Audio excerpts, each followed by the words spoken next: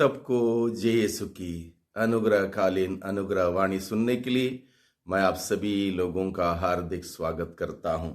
आज मार्च की 12 तारीख है, बृहस्पतिवार का दिन है और आज के दिन में हम सबों के लिए मनन चिंतन करने के लिए विषय दिया है संत लूकस के द्वारा रचित सुसमाचार अध्याय 11 पद संख्या 14 से 23 का प्रसंग है। इस प्रसंग में हम लोग देखते हैं प्रभु यीशु मसीह एक गूंगे व्यक्ति को छंगाई प्रदान करते हैं और इस कार्य को देखकर बहुत सारे लोग आश्चर्यचकित होते हैं, प्रभु में विश्वास करने लगते हैं।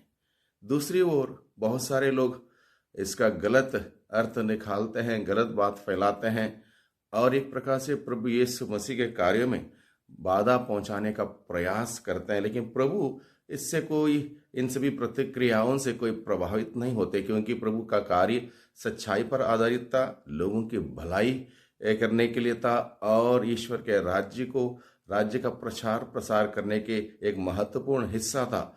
इस प्रकार से प्रभु इस उदाहरण के द्वारा हम सबों को बहुत सारी बातें सिखाता है। प्रभु यीशु मसीह इस दुनिया में सबकी भलाई करने के लिए, सबका उद्धार करने के लिए, सबकी मुक्ति करने के लिए इस दुनिया में आए और उस सिलसिले में प्रभु ने अनेक प्रकार के कार्य किए। न केवल वचन सुनाया, लोगों को चंगाई प्रदान की, अलग अलग प्रकार के बीमार, परेशान, दुखी लोगों को, पीड़ित लोगों को प्रभु ने जीवन का दान दिया, स्वस्थ लाभ दिया, छुटकारा दिया, चंगाई दी।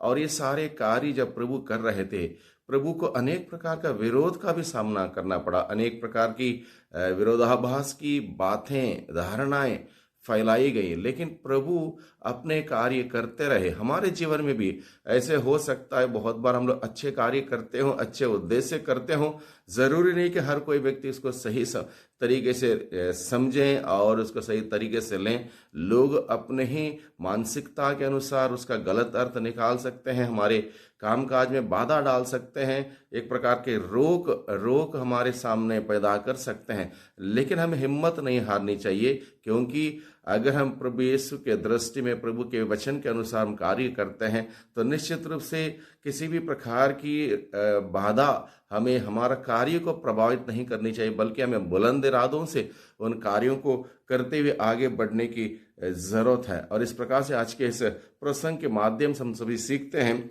अच्छाई के कामों का विरोध भी हो सकता है। इस बात को हमें जानने की जरूरत है। अच्छा कार्य किया इसके मतलब हर कोई व्यक्ति इसको अच्छा नहीं समझेगा, उसका विरोध भी हो सकता है। ये बात आज के दिन में हमें सीखने को मिलती है। जब हम परमेश्वर के कार्य करते हैं तो हर कोई उसे स्वीकार नहीं करेगा। अच्छाई के साथ अक्सर विरोध भी आता है और यही बात हम आज के समाज में हम लोग देखते हैं। जहां अच्छा कार्य होता है वहीं पर कई प्रकार का विरोध, बेबुनियाद विरोध वहां पर होता है। एक कहावत है, जो पेड़ फलदार होता है उस पेड़ को अधिक कष्ट झेलने पड़ते हैं, अधिक पत्थर उस पेड़ पर फेंकते हैं। और यही जीवन एक क्रिस्तिया की होता है, क्योंकि अंधकार में रहने वाले लोग उस उजाले के कार्यों को, सच्चाई के, प्रेम के, ईमानदारी के कार्यों को समझ नहीं पाते। वो सोचते हैं ये कार्य सही नहीं है, गलत है और इस प्रकार का सामना हमें भी करना पड़ सकता है। लेकिन हम हिम्मत ना हारें।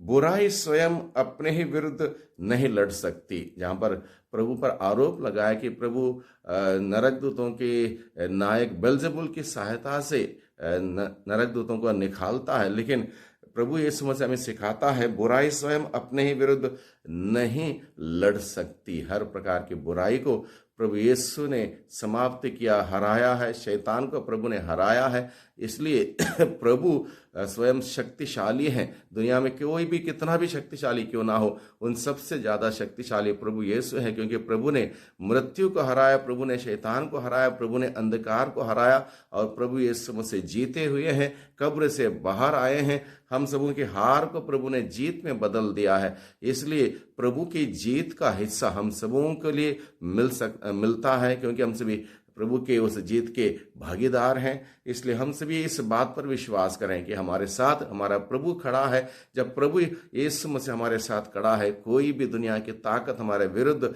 नहीं खड़ी हो सकती। जिस प्रकार से संत पौलुस रोमियों को लिखे हुए पत्र अध्याय 8 में हमें बताता है कौन हमारा विरुद्ध हो सकता है, कौन सी चीज हमें प्रभु के प्रेम से वंचित कर सकती, क्या भूख, क्या जोखिम, क्या तलवार, क्या नग्नता, कौन सी चीज। इस प्रकार से संत पौलुस हमें इस बात पर मजबूत विश्वास रखते हुए आगे बढ़ने के लिए हमें प्रेरणा देता है। कोई भी चीज, जब प्रभु यीशु के साथ हम सभी हैं, दुनिया की कोई ताकत, कोई चीज हमारे विरुद्ध उठ खड़ी नहीं हो सकती है। परमेश्वर का राज्य हमारे बीच आ चुका है। जब प्रभु का वचन हमारे साथ है, प्रभु यीशु पर हमारा विश्वास है, प्रभु स्वयं हमारे साथ है अपने वादे के मुताबिक, तो परमेश्वर का राज्य हमारे बीच में है। इसलिए कोई भी अंधकार की शक्ति, अंधकार की ताकत हमारे विरुद्ध कार्य नहीं कर सकती। इस बात पर भरोसा रखें, प्रभु पर भरोसा रखें, प्रेम से जिएं, एक दूसरे के प्रति दया भाव दिखाएं। चंगाई का कार्य, मुक्ति का कार्य, ये सब जब होता है, वहां पर ईश्वर का निवास है। मजबूत व्यक्ति से भी अधिक शक्तिशाली कोई नहीं है। यानी कि यहाँ पर प्रभु यीशु मसीह क्या कहता है, उस नरक दूत की शक्तिशाली से भी प्रभु की ताकत कहीं गुना ज्यादा है। इसलिए हमें डरने की, घबराने की जरूरत नहीं है। और प्रभु यीशु कहता है, जो मेरे साथ नहीं है वह मेरा विरोधी है, और जो मेरे साथ नहीं बटोरता वह बिखेरता है। यानी कि हमें प्रभु के साथ जुड़े रहने की जरूरत है, प्रभु के वचनों के साथ, विश्वास के साथ। तब हम बटोरने वाले काम करेंगे, बिल्डअप करने वाले काम करेंगे, निर्माण करने वाले काम करेंगे, भलाई का काम करेंगे। और उसके लिए हमें प्रभु के साथ जुड़े रहना होगा, प्रभु के शिक्षा के अनुसार, प्रभु के वचन के अनुसार। यही बात आज के दिन में हमें बताई जाती है, सिखाई जाती है। प्रभु के वचनों को हम ग्रहण करें, समझें, उसके अनुसार जीने का प्रयास करें। प्रभु हम सबों की मदद करें, सहायता करें, ताकि उन वचनों के अनुसार जीवन बिताते हुए हम सभी प्रभु की महिमा कर सकें। सबको धन्यवाद, सबको जय यीशु की।